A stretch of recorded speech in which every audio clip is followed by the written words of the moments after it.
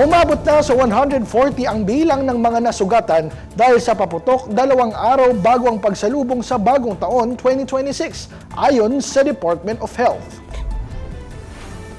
Ang naitalang bilang mula December 21 hanggang 29 ay halos 30% mas mababa kumpara sa 171 cases sa kaparehong panahon noong 2024.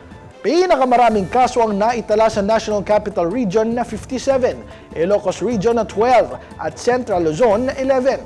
Karamihan sa mga biktima ay lalaki na may edad 5 hanggang 14 years old. Kabilang sa mga pangunahing sanhi ng pinsala ang 5-star, boga, quitis, mga walang label o imported na paputok at whistle bomb. Ayon sa DOH, kahit legal at nabili ang mga paputok sa mga lisensyadong tindahan, hindi pa rin dapat pahawakan ng mga ito sa mga bata.